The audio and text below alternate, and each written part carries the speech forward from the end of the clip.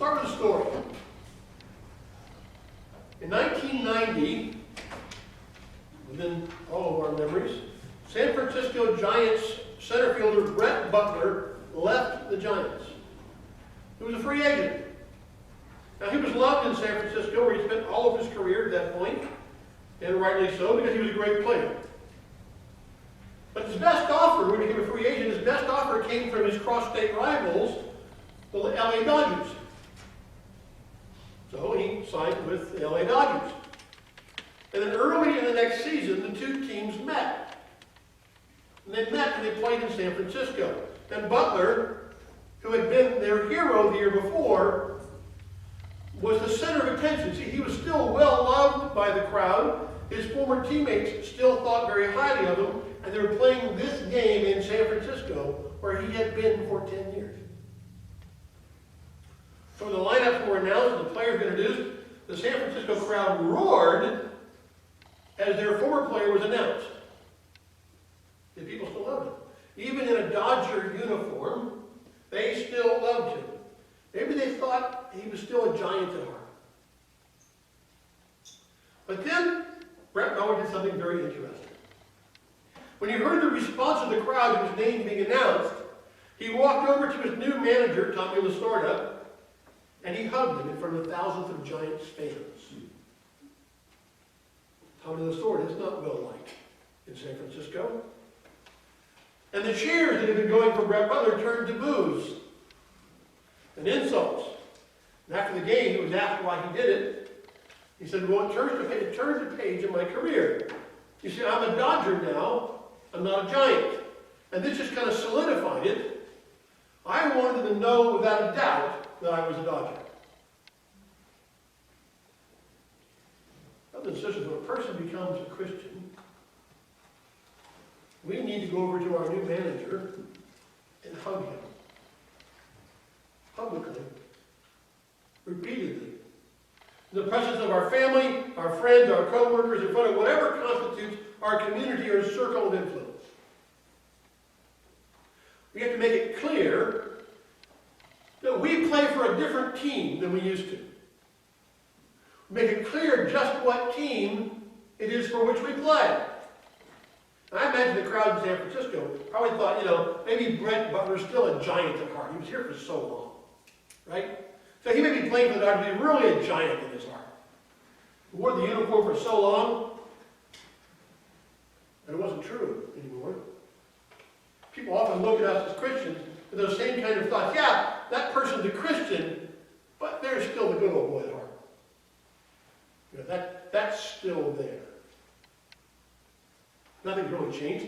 He's still one of us, the people in the world will say. They might call himself a Christian, but underneath it all, he's really not different. After all, look at his behavior. But the truth is, while your behavior may take time to change, if you really are a Christian, you really have changed inside. Your priorities have changed, your love has changed, even life as you know it has changed. And it's important for us to make that change public, repeatedly, and openly. It's essential that we functionally hug Jesus in front of the old crowd, in front of the old stadium, the place where we used to play. So no one's in doubt as to which team it is for which we play now. And if we're unwilling to do that, if we're unwilling to engage in, I'm going to call it public displays of affection for Jesus, then there must be something terribly wrong with our commitment to our new team. And maybe something wrong with our commitment to our new manager. So what does Jesus have to say about all of this? In our gospel lesson, he said, everyone who acknowledges me before men, I also will acknowledge before my Father who is in heaven. And whoever denies me before men, I also will deny before my Father who is in heaven. So the important question we're going to start with today is, are you functionally hiding your faith when you're in unfamiliar company? Are you functionally hiding your faith when you're in unfamiliar company? Do you act just like everybody else? Politely, perhaps, but without giving away the fact that you're a Jesus freak. Jesus was asked what the greatest commandment was, and in Mark 12:30, he responded by saying, "You shall love the Lord your God with all your heart, and with all your soul, and with all your mind, and with all your strength." Well, if I do anything with that level, with that kind of commitment, with that depth of commitment, physically, emotionally, intellectually, and spiritually, there's no way that's going to be a secret. Right? It'll be obvious whose I am. I want you to think for a moment about something about which you're very passionate. Something that people know about you very quickly. Maybe it's Alabama football. Maybe it's fishing, or boating, or the game of golf, or maybe it's music or art, or gardening, grandchildren, or even, God forbid, politics. How long would it take for someone you recently met to find out that about you? That was a passion of yours? Would it take longer or less time for them to find out that you were passionate about Jesus Christ? I don't mean just a churchgoer. I mean passionate about Jesus Christ. How long would it take for them to discover your real passion? You spend your money on it, you spend your time on it, you love to talk about it, you're proud of whatever your passions are. We are. And most of us don't have any problem letting the world know just what those things are about which we're passionate. I have no idea about some of the plants that Ron loves. I think they're pretty. But I have no doubt about Ron's passion about his plants. Look at the way he's carefully tied hibiscus. They're about 3 years old, 4 years old. Still in pots. So why is our supposed love, why is our soul's love, our mind's love, our heart's love, our strength's love, why is that quietly held in abeyance when we're in public? Why is that hidden? Almost like it's a secret outside the walls of church or outside the walls of our house. Why do people not know that we're Jesus freaks?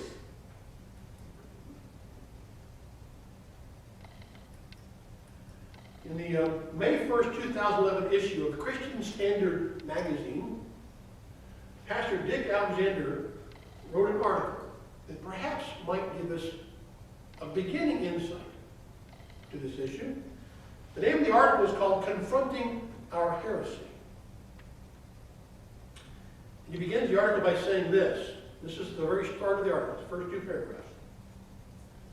"I became a Christian at age 9 to escape hell." That's not necessarily a bad thing, but it's not the only thing, and maybe not the best thing. It took me years to get past fear and learn to love God. In retrospect, I wish I could have started with love. The stereotypical question in evangelistic circles or in an evangelism meeting, the question is, if you die today, are you sure you'd be in heaven tomorrow? But statistically, no matter what your age is, the chances are rather small that the person you asked that question of is going to die that night. The odds are, I'm not going to die. That's what the odds are. And while it's probably dangerous or presumptuous to look to the future like that, especially given that eternity, eternity could arguably be considered the most high-stake games of all, maybe there's a better question to ask than that. Now, make no mistake, hell is real. It's nothing to be trifled with. But what about this question instead? If you don't die tonight, so what? What will you live for tomorrow? if you don't die tonight. If you have another 2 years to live, or another 10 years to live, or 30 or 50 years to live, so what? Will your life, whenever the end comes, will your life have mattered? Will your life have been of any eternal significance to anybody but yourself? And many people never found God, not really. All they've really done is ask God to join them. And whatever it is they're doing, whatever it is they're interested in. Author William Reeves, a columnist, he once wrote, this is sarcasm, very clear about sarcasm. He wrote, I would like to buy $3 worth of God, please. Not enough to explode my soul or disturb my sleep, but just enough to equal a cup of warm milk or a snooze in the sunshine. I don't want enough of him to make me love a black man or pick beets with a migrant. I want ecstasy, not transformation. I want the warmth of the womb, not a new birth. I want a pound of the eternal in a paper sack. I'd like to buy $3 worth of God, please. Jesus calls us to task. When we think like this, even subconsciously. Matthew chapter 13, verses 45 and 46 reads, the kingdom of heaven is like a merchant looking for fine pearls. When he found one of great value, he went away and sold everything he had and bought it. See, the problem is that too often today, Jesus is just one of many pearls in our life. He's important. Yeah, but I think I'll keep some pearls and Jesus. Yeah, that's what I'll do. Brothers and sisters, that's not how it works. That's not at all how it works. Because 3 chapters later, in Matthew 16, 24, 25, Jesus said, if anyone would come after me, let him deny himself, take up his cross, and follow me. For whoever would save his life will lose it, but whoever loses his life for my sake will find it. But we so often fail to understand, in whatever moment we happen to find ourselves in, is that Jesus cannot be part of our life. He must be our life. And when we relegate him to the spare bedroom in this house we call life, we treat him like a guest, you don't ever become part of his family.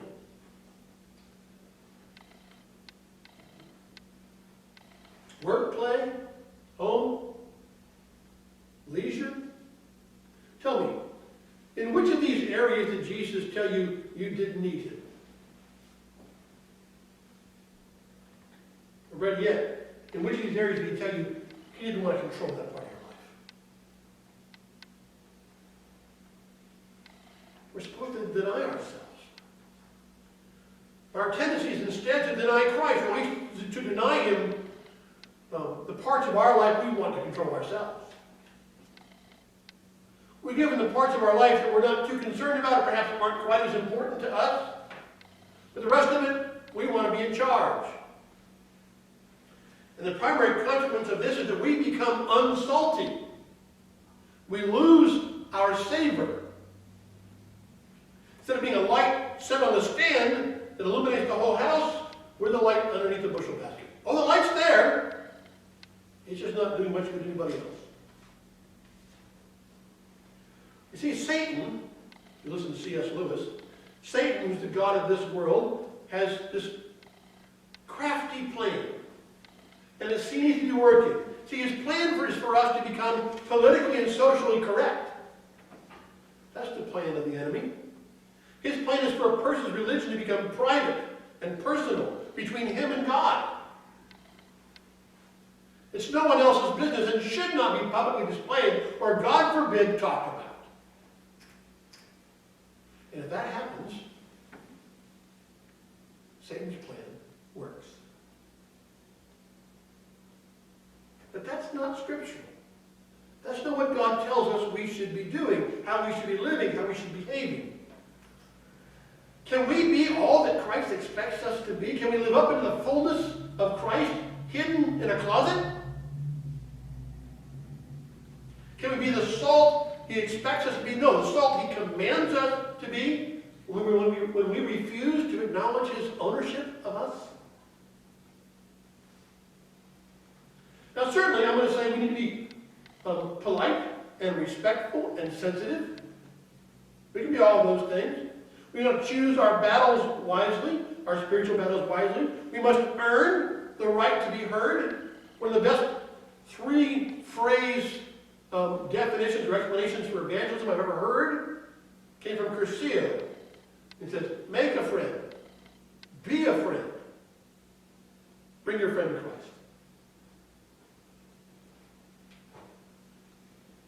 We can do that patiently and lovingly. But we're still commanded to be salt in an unsavory world. We're still commanded to be light. And that includes being salt and light in the spotlight of our public life. It means acknowledging who our manager is. We can be ready to hug Jesus in all the arenas of our life, both public and private. And until we do, our schools will remain salt-free.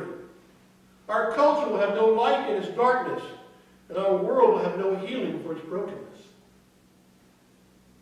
That's how I'm going to end this morning. We're all broken people. Maybe that's what's keeping us from hugging Jesus in public. Our pride and the fear that people will see behind the curtain, and they'll discover the all-powerful wizard isn't. See, when we show to the world the relevance and power of Christ through our brokenness, we can't do that by pretending that brokenness doesn't exist. We can't do that by pretending the power is ours. A story. I used this story about 8 years ago. You may remember. A water bearer in India had 2 pots that hung each end of a pole and carried across the back of his neck. And one of the pots had a crack in it. Well, the other pot was perfect and always delivered a full portion of water at the end of the long walk back from the stream to the master's house from where it had been filled. Well, the cracked pot would only arrive half full. For 2 years, this went on daily, with the bearer delivering only 1.5 pots of water to his master's house. Of course, the perfect pot was proud of its accomplishments, perfect for the end to which it was made. But the poor cracked pot was ashamed of its imperfection, and miserable it was able to accomplish only half of that which it had been made to do. After 2 years of what had perceived to be bitter failure, it spoke to the water bearer one day by the stream. The pot said, "I'm ashamed of myself and I want to apologize to you." "Why?" asked the bearer. "What are you ashamed of?" "I've been able for these past 2 years to deliver only half my load because this crack in my side causes water to leak out all the way back to your master's house. Because of my flaws, you have to do all this work and you don't get the full value from your efforts," said the pot. Well, the water bearer felt sorry for the cracked pot. And in his compassion, he said, "As we return to the master's house, I want you to notice the beautiful flowers along the path." And as they went up the hill, the cold, cracked pot took notice of the sun, warming the beautiful wildflowers on the side of the path, and this cheered it up some. But at the end of the trail, it still felt bad because it had once again leaked out half its load. And so it again apologized to the bearer for its failure. The bearer said to the pot, "Did you not notice there were flowers only on your side of the path, but not on the other pot's side? Because I have always known about your flaw, and I took advantage of it. I planted flower seeds on your side of the path, and every day while we walked back from the stream, you watered them. And for 2 years I've been able to pick these beautiful flowers to decorate my master's table. Without you being just the way you are, he would not have had this beauty to grace his house." Each of us has our own unique flaws. We are all cracked What if we allow it? If we're unafraid, the Lord will use our flaws to grace his Father's table. This is the exact reason why Paul wrote in 2 Corinthians 4, verse 7, "But we have this treasure in jars of clay, to show that the surpassing power belongs to God and not to us. And we who are unashamed, unabashed Christians are people who let God's grace leak out of the cracks in our life, so that the living water in us might bring beauty and hope to a dying world."